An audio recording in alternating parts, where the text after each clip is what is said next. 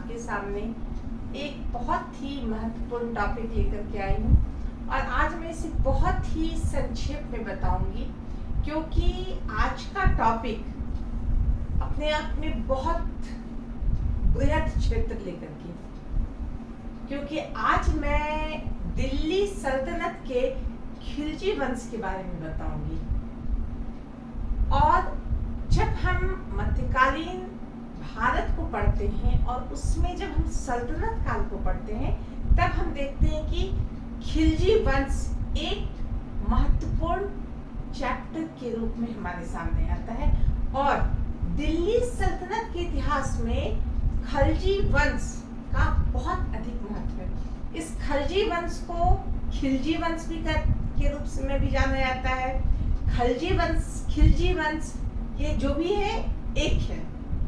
तो आज मैं बहुत ही सरलता और संक्षेप में खिलजी वंश की महत्वपूर्ण बातों पर ध्यान दूंगी। आप इसे ध्यान से पूरा देखिए, यह बहुत ही महत्वपूर्ण है। बाद में मैं कोशिश करूंगी कि इस पर बृहद रूप से हर एक टॉपिक पर अलग से इस पर वीडियो बनाऊं। तो संक्षेप में खिलजी वंश को जानने के लिए चलिए हम पढ़ते हैं आज का टॉपिक खिलजी वंश और इसके कुछ महत्वपूर्ण तथ्य। जैसा कि हम जानते हैं कि खिलजी वंश के पूर्व दिल्ली सल्तनत में या दिल्ली में गुलाम वंश का शासन था। और हमने देखा कि गुलाम वंश में भी बहुत महत्वपूर्ण शासक हुए, सुल्तान हुए। और बलबन का जो उत्तराधिकारी था कैकुबाद, उसकी हत्या कर जलालुद्दीन खिलजी नाम का व्यक्ति जो है वह दिल्ली की गद्दी पर बैठा। और यह कौन था? अक्सर कहा जाता है कि ये खिलजी जो थे कौन थे? ये तुर्क थे या अफगान थे। लेकिन इस पर शोध हुआ है, इस पे जब जानकारी प्राप्त की गई है तो यह पता चलता है कि खिलजी जो थे ये तुर्क ही थे, लेकिन ये अफगान में आके बस गए। इसीलिए यह किसी के द्वारा खिलजी अफगान कहे जाते हैं, किसी के द्वारा यह तुर्क कहे जाते हैं। और खलज नाम के स्थान के ये रहने वाले थे, खलज, इसीलिए इन्हें खिलजी के रूप में जाना जाता है। तो खिलजी वंश में दो शासक जो हुए वो बहुत ही महत्वपूर्ण हुए और इन्होंने दिल्ली सल्तनत के इतिहास को बहुत अधिक प्रभावित किया, दिल्ली सल्तनत के प्रशासन को बहुत अधिक प्रभावित किया, दिल्ली सल्तनत के भविष्य को, आगे आने वाले और भी वंश आए, उस वंश को भी खिलजी वंश से बहुत कुछ मिला, यानी बहुत कुछ सीखा, उसके बहुत सारी चीजों का अनुकरण किया। क्योंकि पहली बार खिलजी वंश के द्वारा शुरुआत की गई थी जो दिल्ली सल्तनत के लिए बहुत ही लाभकारी थी। तो आज हम बात करेंगे, जैसे कि मैंने बताया कि कैकुबाद जो बलबन का उत्तराधिकारी था उसकी हत्या कर जलालुद्दीन खिलजी शासक बना। एक समय ऐसा आया था जब हम देखते हैं कि जब बलबन के बारे में पढ़ते हैं तो किस तरह उन्होंने अमीरों पर प्रतिबंध लगा दिए थे। अमीरों पर बहुत सारे तुर्क अमीर जो थे वो उनके दुश्मन हो गए थे। ऐसे में ये अफगान के रूप में जाने वाले जलालुद्दीन को बहुत महत्व मिला था दरबार में, और इन्हीं के द्वारा कहिए तो धोखा दे करके कैकुबाद की हत्या कर दी और यह राजा बना जलालुद्दीन खिलजी। जिस समय वह राजा बना वो बहुत बूढ़ा हो गया था, 1290 ईस्वी में बना, उस समय लगभग वो 90 साल का था और 4 साल तक उसने शासन किया। जलालुद्दीन खिलजी जब शासक बना उसने अपने स्तर पे बहुत क्षेत्र में बहुत सारी समस्याएं थी, उन समस्याओं को उसने अपने स्तर से हल किया। लेकिन जलालुद्दीन खिलजी जो है वह एक उदारवादी शासक था और इसके कारण बहुत सारे अमीर जो थे वह इसके विरोधी थे। और इसी में एक अलाउद्दीन खिलजी भी था जो उसका भतीजा था। तो आप लोगों ने कुछ दिन पहले एक फिल्म आई थी पद्मावत, वो जरूर देखा होगा, और उसमें इस अलाउद्दीन के बारे में ही उसी पर यह कहानी बनी हुई थी कि किस तरह वह अपना काम करता था। वह बहुत ही क्रूर किस्म का इंसान था। यह भी हम उस फिल्म में देखें, और ऐसा जो वर्णन है, जो इतिहास बताता है, यह बताता है कि वह बहुत ही महत्वाकांक्षी था, बहुत ही क्रूर था। अपनी महत्वाकांक्षा, अपनी इच्छा को प्राप्त करने के लिए वह कुछ भी कर सकता था, कुछ किसी हद तक जा सकता था। यह सारी बातें उसमें थी। वह बहुत पढ़ा लिखा नहीं था। तो इस तरह अलाउद्दीन खिलजी जो है वह जलालुद्दीन खिलजी का भतीजा था। जलालुद्दीन खिलजी के बारे में हम यह कह सकते हैं कि वह खिलजी वंश का संस्थापक था। कहा जा सकता है, सवाल आता है कि खिलजी वंश का संस्थापक कौन था, तो वो जलालुद्दीन खिलजी था। लेकिन अलाउद्दीन खिलजी ने खिलजी वंश को एक नई पहचान दी, और क्या क्या खास बातें हुई यह मैं बताऊंगी बहुत ही सरलता और बहुत ही संक्षेप में। सबसे पहले हम बात करेंगे कि अलाउद्दीन, जैसा कि हमने बताया कि जब वो शासक बना तो उसने अपने चाचा की हत्या कर दी, जलालुद्दीन की हत्या कर दी। जलालुद्दीन की हत्या करने के बाद स्वाभाविक है कि जलालुद्दीन के परिवार वाले होंगे, उनके अपने बेटे होंगे, उनकी पत्नी होंगी, ये इनके दुश्मन हो गए। इन्हें कोई फर्क नहीं पड़ा। उन्होंने जो उसके भाई थे इब्राहिम, उसे किनारे कर दिया, उसे ठिकाना लगा दिया। जो उसकी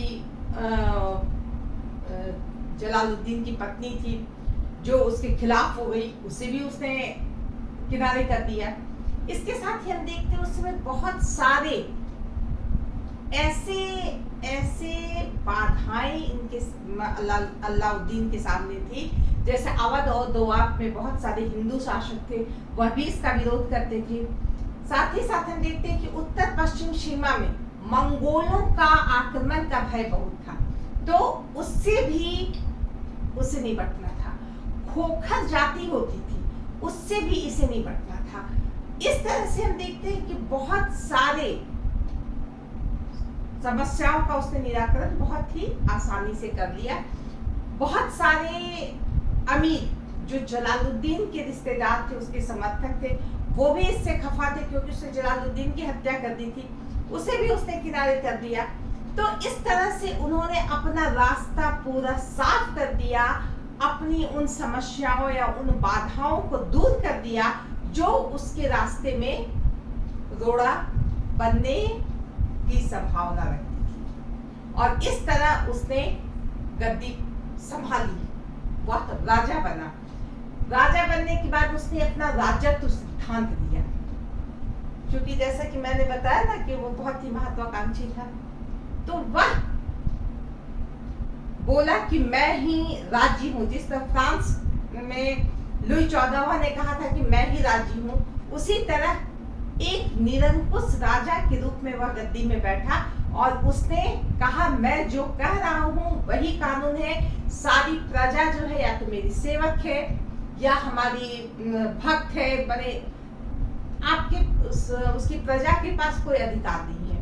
सारा अधिकार, चाहे वो सैनिक क्षेत्र का अधिकार हो, चाहे वो न्याय का अधिकार हो, चाहे वो वित्त का अधिकार हो, हर अधिकार का मुख्य स्रोत राजा ही था। इस तरह उसने राजा के महत्व को एकदम से खुल करके बताया। इससे पहले भी राजा थे, उन्होंने भी अपने अधिकार का प्रयोग किया था, लेकिन इन्होंने कुछ अलग तरीके से अपने आप को स्थापित किया। जितने भी अमीर उलेमा वर्ग थे उससे उसने दबाया, क्योंकि उस समय हम देखते हैं कि जब गुलाम वंश का शासन चल रहा था, उस समय में देखते हैं कि अमीर और उलेमाओं का बहुत महत्व था। अमीर कौन थे? जो कुलीन वर्ग के होते थे, एक वर्ग ही होता था रईसों का। जो राज परिवारों से संबंध रखते थे, या तो पुराने राज परिवार हो या नए अभी वर्तमान वाले राज परिवार हो, तो उन अमीरों का बहुत महत्व था राज दरबार में। वह राजा के मामलों में, राजा के बहुत सारे मामलों में वह आगे बढ़ करके बोलते थे, उन्हें सुझाव देते थे। तो अमीरों का महत्व बहुत बढ़ा हुआ था और यह अलाउद्दीन को पसंद नहीं था। उसने क्या किया, अमीरों का महत्व को समाप्त कर दिया। अमीरों के बहुत सारे अधिकार को उसने छीन लिए। अमीरों के बहुत सारी जो भूमि थी जिसपे वो टैक्स नहीं देते थे उसे छीन लिया। बहुत सारे अमीरों को पहले से बड़ी बड़ी भूमि प्रदान की गई थी। बहुत सारे अमीरों को पेंशन की व्यवस्था थी, उन्हें बहुत तरह की सुविधाएं मिली हुई थी। इन सबों को अलाउद्दीन ने समाप्त कर दिया। यह एक बहुत बड़ा कदम था। और साथ ही साथ उसने उलेमाओं को, उलेमा कौन थे, जो धर्म से संबंधित बड़े लोग थे, जिन्हें दरबार में बड़ा ही सम्मान दिया जाता था। वह नीति निर्धारण करते थे राज्य के लिए, क्या नियम है, क्या कानून है, शरीयत के अनुसार जो है क्या होना चाहिए। ये सब बातें उलेमा के हाथों में थी और इससे उलेमा भी जो है बहुत ही प्रभावशाली भूमिका में थे, जो अलाउद्दीन को ठीक नहीं लगता था। उसने यह देखा कि यह गलत है और उसने उलेमाओं के अधिकार को भी छीन लिया। तो इस तरह उसने राजत्व के सिद्धांत को स्थापित किया कि राजा जो है वही सर्वे सर्वा है राज्य का, बाकी जितने लोग हैं वह उनके सेवक हैं, उनके आदेश को पालन करने वाले हैं। कोई भी व्यक्ति उसे सजेशन देने की जरूरत ना करे। इस तरह से उसने जो राजा था उसे बहुत ही महत्वपूर्ण जगह पे स्थापित किया। तो इस तरह से कह सकते हैं कि अलाउद्दीन ने राजत्व के सिद्धांत को एक नई परिभाषा दी और एकदम से स्पष्ट अध्यादेश निकाल के, नियम निकाल करके, किसी भी तरह की कोताही बरतने पे उस पे कोई दया माया की कोई गुंजाइश नहीं थी। उसे कठोर से कठोर सजा देने की व्यवस्था की। तो इस तरह से उसने अपने सिद्धांत बनाए। इसके अलावा हम क्या देखते हैं, हिंदुओं के प्रति जो उनकी नीति थी वह भी बहुत कठोर थी, क्योंकि उन्हें लगता था कि अगर हिंदुओं के प्रति कठोर नीति ना अपनाई जाए तो यह विद्रोह करेंगे और विद्रोह करने से हमारा सिंहासन हिल सकता है।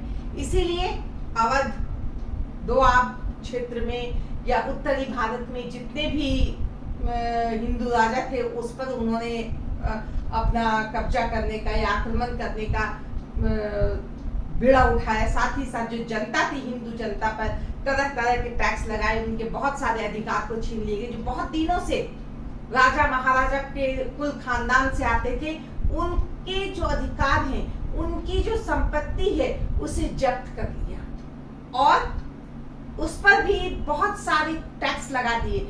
जो कभी वो दिया नहीं करते थे वैसे टैक्स लगा दिए। उस पर भूमि कर, मकान कर, चारागाह कर, इस तरह के बहुत सारे कर लगा दिए। साथ ही साथ जजिया कर, जो गैर मुस्लिमों को देना पड़ता था। जजिया कर क्या था, जो गैर मुस्लिम धर्म के हैं उन्हें यह टैक्स देना पड़ता था और वह उसने हिंदुओं से लेकर के हिंदुओं को कमजोर करने की कोशिश की। यह अलाउद्दीन की नीति थी कि हिंदुओं को दबा कर रखा जाएगा, क्योंकि वो जान रहा था कि यहाँ पे इस देश में हिंदुओं की बहुलता है, कहीं वो एक ना हो जाए, कहीं वो जो समृद्ध हैं, वो जो धनी मानी है, वो अपने धन का प्रयोग संगठित होने में ना करे। इसके लिए उसने एक प्रकार का आघात किया उसकी समृद्धि पर, उसके संपत्ति पर और उसे कमजोर बनाने का काम किया। विरोधियों का अंत किया उसने। जैसा कि मैंने बताया कि जलालुद्दीन की हत्या करने के बाद जलालुद्दीन की पत्नी, उसका बेटा इब्राहिम, उसका जो और भी रिश्तेदार है, ये सारा उसका विरोधी हो गया था। जो उसके अपने बहुत विश्वसनीय सैनिक थे या सेनापति थे, वो उसके विरोधी हो गए थे। उन सबको उसने अपने स्तर से किनारे कर दिया और उसे सबको मुल्तान भगा करके बहुतों को मौत के घाट उतार दिया। तो इस तरह से अपना जो शासन में स्थायित्व होता है वह लाने के लिए उसने यह किया। उसने देखा कि बहुत सारे विद्रोह होते हैं, बीच बीच में राजा के खिलाफ विरोध होने लगता था, विद्रोह होने लगता था। तो ऐसे में उसने सोचा, उसने विचार किया, चिंतन मनन किया कि ये विद्रोह होते क्यों है।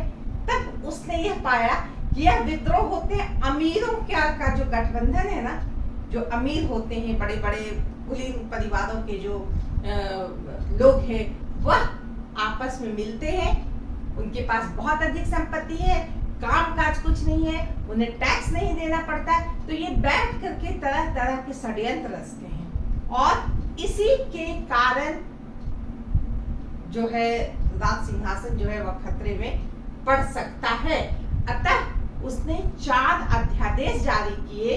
क्या क्या अध्यादेश जारी किया कि अमीरों का बहुत पुराने जमाने से पेंशन चला रहा है, बहुत सारे अमीरों को बहुत सारी भूमि दी गई है, बहुत सारे अमीरों के पास जो है सैनिक है, बहुत उसे पावर दिया गया है। उन सारे पावर, वो सारे अधिकार, वो सारी भूमि, वो सारी संपत्ति को छीन लिया जाए, क्योंकि अब उसकी जरूरत नहीं है। और इस तरह उसने अमीरों को कंट्रोल में कर दिया, अमीरों की पल काटने की कोशिश की, ताकि वह मिल करके आपस में वह षड्यंत्र ना करे राजा के खिलाफ। इसके बाद उसने गुप्तचर व्यवस्था को बहुत ही मजबूत बनाया, क्योंकि उसे पता था कि अगर विद्रोह हो रहा है हमारे खिलाफ, तो उसे पकड़ने के लिए एक सटीक गुप्तचर व्यवस्था, पुलिस व्यवस्था हो, जो हमें आने वाले विद्रोह या विरोध के बारे में बता दे। इतना भयंकर गुप्तचरों का उसने गुप्तचर व्यवस्था शुरू की उसने कि अमीर लोग जो है वो अपने घर में भी राजा के खिलाफ या सुल्तान के खिलाफ बात करने में डरने लगे थे। तीसरी बात, शराब, भांग, नशा जो भी है, जिसे नशा होता है, नशा पान, उस पर उसने पूरी तरह से प्रतिबंध लगाया, क्योंकि नशा पान के बाद लोगों में बड़ा प्रेम हो जाता है, आपस में बैठ करके वो तरह तरह की बात करते हैं और इसी क्रम में वह राजा के विरोध में या सुल्तान के विरोध में भी बात कर देते हैं। इसीलिए एकदम से कड़क नियम बनाया कि शराब जैसे नशीली या गांजा जैसे नशीली पदार्थों का सेवन एकदम से नहीं करना है। बहुत लोग जो नशेबाज थे, जिन्हें बहुत ज्यादा जरूरत थी शराब पीने की, वो दिल्ली से बहुत दूर आगे निकल करके दारू पी करके, शराब पी करके आते थे, लेकिन राज्य के दिल्ली सल्तनत में उसके क्षेत्र के अंदर उसे शराब पीने की इजाजत नहीं थी, क्योंकि उसे पता था कि ये शराब जो है लोगों को एक करके हमारे खिलाफ बन सकता है। तो इस तरह से एक और अध्यादेश क्या निकाला कि कोई भी अमीर ये आपस में मिले जुले नहीं, कोई भी पार्टी, फंक्शन, आयोजन में इनका एक दूसरे से मिलाप ना हो, एक दूसरे से वैवाहिक संबंध ना हो। तो ऐसे ऐसे नियम निकाल करके उसने क्या साबित किया कि राजा का जो आदेश है वह सर्वोपरि है और उससे उसका कोई काट नहीं है। अगर कोई उसका विरोध करता है तो उसके लिए उसे कड़ी से कड़ी सजा की व्यवस्था थी। जैसा कि मैंने बताया कि न्याय का भी जो मुख्य स्रोत था वह कौन था? राजा ही था।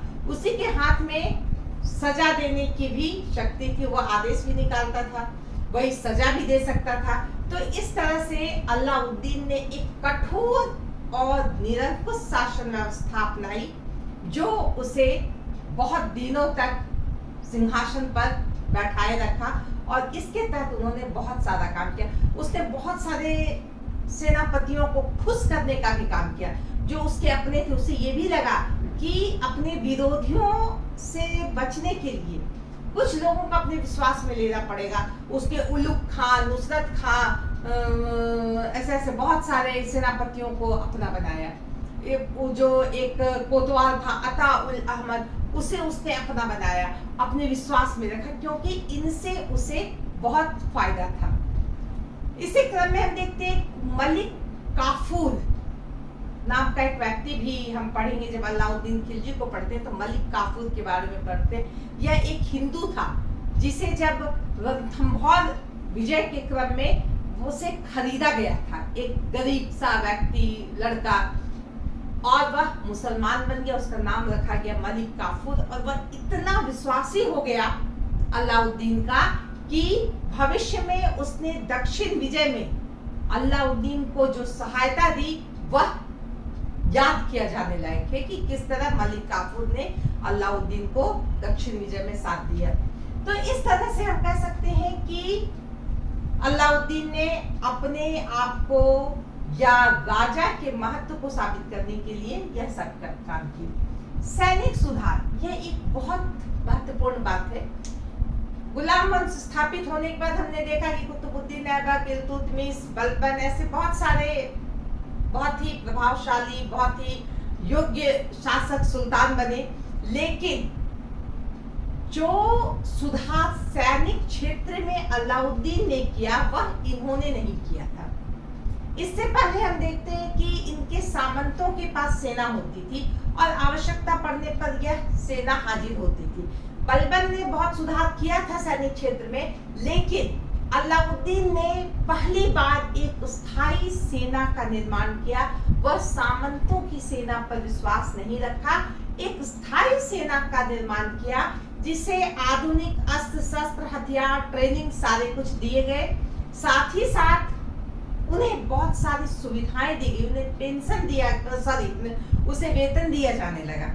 उसे बहुत अधिक वेतन नहीं दिया जाता था, लेकिन इतना वेतन दिया जाता था कि वह अपनी आवश्यकता का काम कर सके।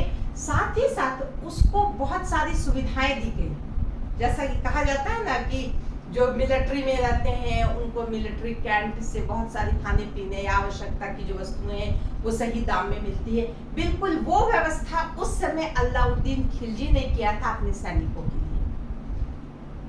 उसका सोचना था कि अगर बहुत अधिक वेतन दे दिया जाए तो यह अपने काम से विमुख हो जाएंगे, शायद वो सही तरीके से अपना काम नहीं कर सके। इसीलिए उनका यह विचार था कि आवश्यकता इतना वेतन दिया जाए, साथ ही साथ उन्हें सुविधाएं भी दी जाए। साथ ही साथ जितने भी सैनिक हैं उनका हुलिया यानी उसका पूरा डाटा कागज में लिखा गया। जितने भी घोड़े हैं उस पे दाग लगाया गया। ये पहली बार अलाउद्दीन के समय में हुआ था। हमें यह याद रखना चाहिए कि घोड़े पे दाग लगाने की प्रथा और सैनिकों का हुलिया लिखने का प्रथा यह अलाउद्दीन ने किया, क्योंकि अक्सर ऐसा होता था कि सैनिक की जगह में जो सही सैनिक है उसकी जगह में किसी को भेज दिया जाता था, तो वो नहीं चलेगा। घोड़ा की जगह में जो सही घोड़ा है, जो राजा के द्वारा जो सेना में जो घोड़ा रखा गया उसकी जगह पे कोई गधा भेज दिया, तो ऐसा ना हो, इसके लिए उसने यह व्यवस्था की। और इसके लिए बहुत सारे अधिकारियों की नियुक्ति की जो यह देखने का काम करता था कि कौन सैनिक सही है कि नहीं, घोड़ा सही है कि नहीं। तो इसके लिए एक विभाग ही बना हुआ था। तो इस तरह पहली बार अलाउद्दीन ने सैनिक क्षेत्र में सुधार करने की कोशिश की। भू राजस्व संबंधी सुधार, यह भी एक बहुत बड़ा काम था। इससे पहले भी बहुत सारे सुल्तानों को यह आवश्यकता हुई कि भू राजस्व में कुछ सुधार किया जाए, लेकिन किसी ने हिम्मत नहीं की। लेकिन अलाउद्दीन ने क्या किया, एकदम से आते ही जितने भी पुराने पेंशनधारी थे, बहुत सारा जमीन रखने वाले थे, जो अमीर थे, उनके जमीनों को उसने ले लिया, क्योंकि इन जमीनों पर कोई टैक्स नहीं रहता था उनका। साथ ही साथ ये किसानों से बहुत अधिक टैक्स लेते थे और ये टैक्स अपने पास रख लेते थे, वह राजा तक पहुंचता ही नहीं था। तो इस तरह से यह एक बहुत बड़ा झटका था। इससे अमीर लोग जो थे वह एकदम से अलाउद्दीन के खिलाफ हो सकते थे, लेकिन अलाउद्दीन ने उसे इस तरह से कमजोर कर दिया कि वो कुछ भी नहीं कर सकते थे। जो जमीन उनके पास रही उस पर उन्होंने टैक्स लेना शुरू किया। जैसा कि मैंने बताया कि भूमि पे टैक्स, चारागाह पे टैक्स, मकान पे टैक्स, जितने सारे कुछ थे सब में टैक्स लेना शुरू किया। इससे क्या हुआ कि अब राजकोष में टैक्स आना शुरू हुआ, क्योंकि पहले तो इतनी सारी जमीन जो उनके अंदर थी उससे कोई टैक्स ही नहीं आता था, कोई कर ही नहीं आता था। और इससे राजकोष में पैसा जमा नहीं हो पाता था। तो इस तरह अलाउद्दीन ने पहली बार भू राजस्व संबंधी सुधार करके अपने राजकोष को मजबूत बनाया। अब हम बात करेंगे कि आर्थिक सुधार।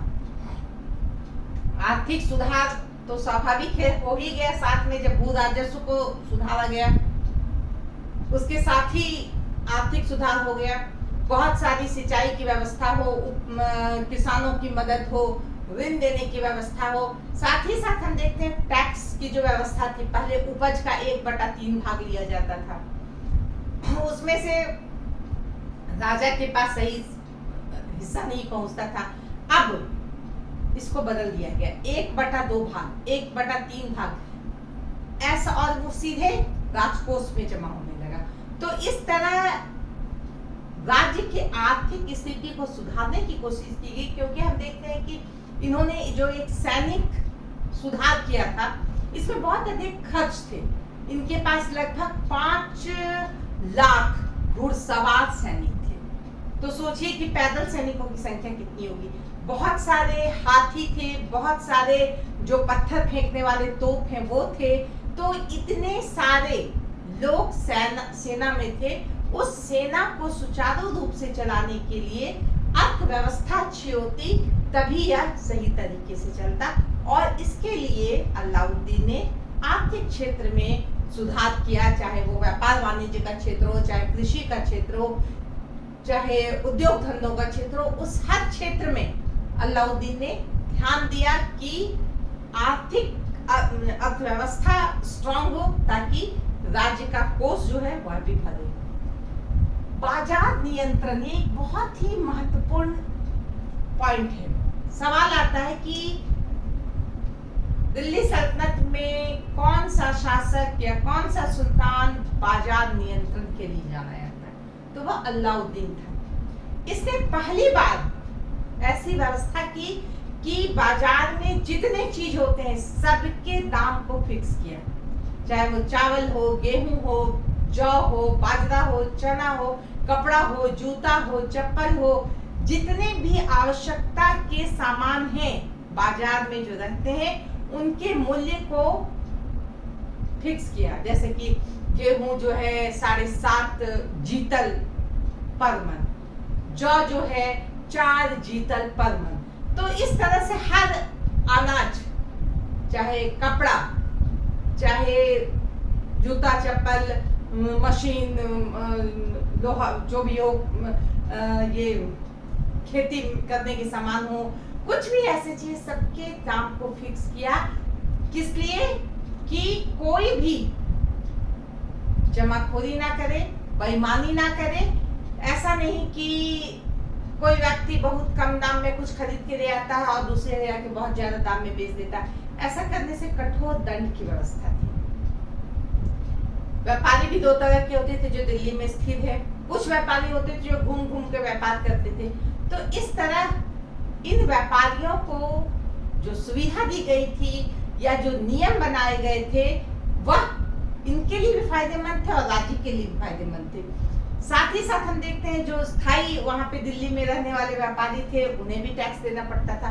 जो बाहर से व्यापार करने के लिए आते थे, उन्हें भी टैक्स देना पड़ता था।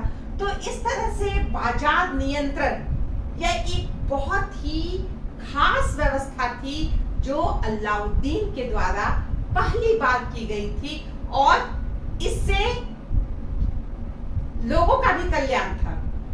कोई लोग बेवकूफ नहीं बन सकते थे। माप तौल का जो व्यवस्था है वह एकदम सही एक टाइप का होना चाहिए। कोई बेईमानी नहीं कर सकता, उसके लिए नियम कानून भी बने थे कि अगर कोई बेईमानी करे, अगर कोई तौल में कम दे तो उसके शरीर का उतना मांस काट लो। तो बहुत ही कठोर नियम कानून के साथ बाजार को नियंत्रित करने की कोशिश की गई थी, ताकि आम जनता को आसानी हो, राज्य को सही ढंग से उसके जो टैक्स है वो मिले, और लोग संतुष्ट और शांति पूर्वक ढंग से रहें। साथ ही साथ राजा के प्रति जो है किसी तरह का आक्रोश भी पैदा ना हो। तो इस तरह से हम देखते हैं कि अलाउद्दीन ने खिलजी वंश का जो शासक, महत्वपूर्ण शासक था अलाउद्दीन, उसने ये सारे सुधार के काम किए। अब हम बात करेंगे शासन प्रबंध। कैसे थे इसके शासन प्रबंध? तो सामान्य सी बात है, केंद्र में जो है वह शासक सुल्तान ही था, जिसके हाथों में सारी शक्तियां निहित थी। चाहे वो सेनापति की शक्ति हो, मुख्य सेनापति वही था, मुख्य न्यायाधीश वही था, मुख्य कार्यपालक, दंडनायक, सारा कुछ वही था। लेकिन उसके अंतर्गत बहुत सारे अमीर हुआ करते थे जो उसके विश्वसनीय थे, जो उनको उनके अभियानों में उनके साथ रहते, उनको साथ देते थे। तो इस तरह से केंद्र में राजा ही प्रमुख था, उसका आदेश था, वही कानून था, उसके अपने जो नियम थे उसे ही सबको फॉलो करना पड़ता था। सारी प्रजा जो है उसकी सेवक के रूप में खड़ी रहती थी, जिस राजा का आदेश मानने के लिए वह बाध्य थी। अगर वह विरोध करती थी तो वह सजा के लिए भी तैयार है रहे। तो इस तरह से हम देखते हैं कि केंद्रीय सरकार शासन जो है वह बहुत ही मजबूती के साथ था। इसके अंतर्गत बहुत सारे पदाधिकारी थे, क्योंकि जैसा कि मैंने कहा, बाजार को नियंत्रण करने के लिए अधिकारी चाहिए, सेना में सुधार वाले के लिए अधिकारी चाहिए, भू राजस्व को व्यवस्थित करने के लिए अधिकारी चाहिए, जो अध्यादेश उन्होंने जो नोटिफिकेशन निकाला था उसे भी लागू करने के लिए अधिकारी चाहिए। तो इस तरह जो गुप्तचर व्यवस्था उन्होंने की, तो इन सब के लिए जो अधिकारी चाहिए, उन अधिकारियों, पदाधिकारियों की उन्होंने नियुक्ति की केंद्र के स्तर पर, और इस स्तर पर उसने इन क्षेत्रों में काम करने को, तो स्वाभाविक नहीं, ये प्रैक्टिकल नहीं है कि राजा ही सब कुछ करे, तो वह पदाधिकारियों की नियुक्ति किया। उसमें जिस पर वह विश्वास करता था उसे तरह तरह की उपाधियों से वह विभूषित किया और उसे अपने साथ रखा। साथ ही अब हम देखते हैं प्रांतीय शासन। जो के दिल्ली सल्तनत था वह बहुत सारे प्रांतों में बटा हुआ था, जो सूबा कहलाता था, और वह सूबा जो था वह परगना, नगर और गांव में बटा हुआ था। और जैसा कि हम जानते हैं कि जिस तरह प्रांत में केंद्र में राजा सबसे ऊपर होता था, उसी तरह प्रांतों में जो सूबा था उसमें सूबेदार महत्वपूर्ण होता था।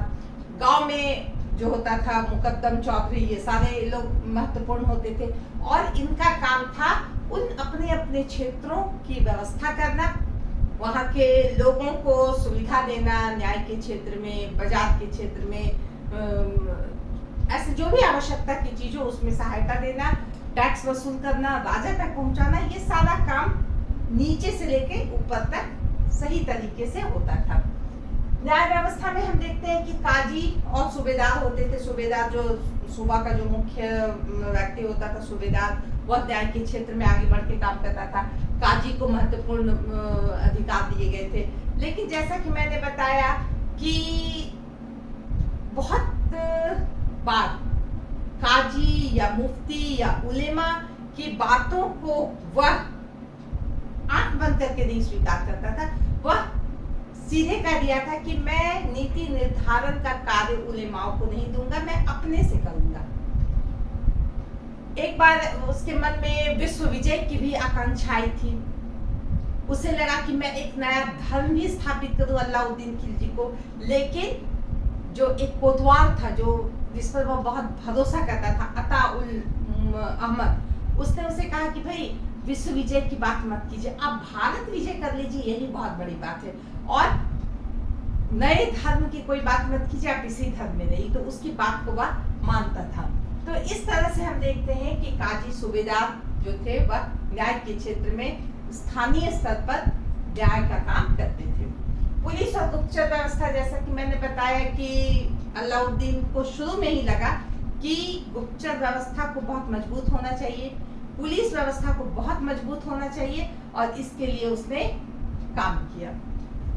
उत्तर भारत के अभियान, उसने जो अभियान छेड़े, यानी जो अपने राज्य विस्तार के लिए जो किया, उसे दो भागों में बांटा जाता है, एक उत्तर भारत का अभियान, एक दक्षिण भारत का अभियान। उत्तर भारत के अभियान के अंतर्गत हम क्या देखते हैं कि सबसे पहले उसने गुजरात पर आक्रमण किया। गुजरात पर उस समय शासक था राय कर्ण, या कर्ण नाम का शासक था, उसे उसने पराजित किया। गुजरात एक बहुत ही महत्वपूर्ण स्थान था, बहुत ही समृद्ध राज्य था जिस पर उसकी नजर लगी हुई थी। गुजरात का राज्य जिसके किनारे बहुत सारे एक से एक बंदरगाह है, भड़ौच है, सोपरा, ऐसे ऐसे बंदरगाह है, उस पर अपना अधिकार करना इसका उद्देश्य था और इसके लिए उसने सबसे पहले गुजरात पर आक्रमण किया। उसके बाद हम देखते हैं कि रणथंभौर में उसने आक्रमण किया। यहाँ का शासक हमीर देव था, उसे भी उसने पराजित किया। बंगाल पर शमशुद्दीन नाम का शासक था, उस पर भी आक्रमण किया, लेकिन उसे वह जीत नहीं सका। उसके बाद हम देखते हैं चित्तौड़ जिसकी राजधानी मेवाड़ थी, और जैसा कि हमने बताया कि पद्मावत आपने देखी होगी, और पद्मावत में देखा हुआ कि चित्तौड़ का शासक जो था वह रत्न सिंह था, और रत्न सिंह का की राजधानी मेवाड़ थी, वहां पर उसने आक्रमण किया। कहा जाता है कि उसने रानी पद्मिनी के लिए यहाँ आक्रमण किया था, चित्तौड़ पर आक्रमण किया था, और इस पर जो है बहुत सारी कहानियां, बहुत सारी तरह तरह की कविताएं लिखी हुई है। तो इस तरह चित्तौड़ पर उसने आक्रमण किया। उसके बाद मालवा पर भी उसने अधिकार किया और सिवाना पर भी उसने आक्रमण किया।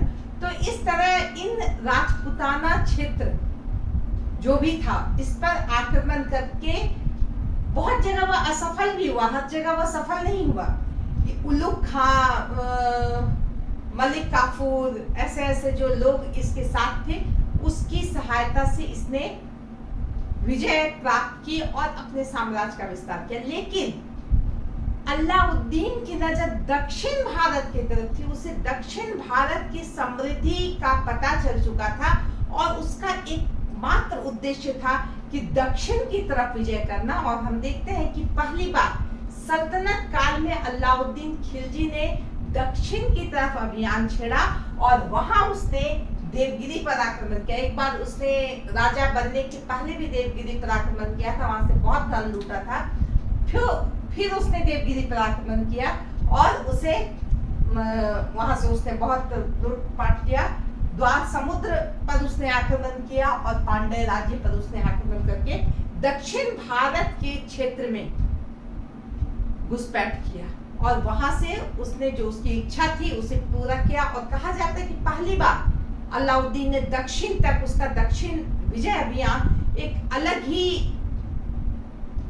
उस पर एक अलग ही बहुत अच्छा वीडियो बनेगा जिसे मैं बाद में बनाऊंगी। लेकिन फिलहाल आप इतना समझिए कि दक्षिण भारत के अभियान में मलिक काफूर की बहुत अधिक उसे सहायता मिली और उसने जो है अलाउद्दीन अपने अभियान में सफल हुआ। तो इस तरह से खिलजी वंश बहुत ही महत्वपूर्ण वंश है दिल्ली सल्तनत के, और मैं डिस्क्रिप्शन में लिख दूंगी कि कौन से विभाग के अध्यक्ष को या अधिकारी को क्या कहा जाता था। कुछ महत्वपूर्ण को लिख दूंगी, आप उसे ध्यान से देखेंगे। इसके साथ ही मैं यह चैप्टर यहाँ समाप्त करती हूँ। धन्यवाद।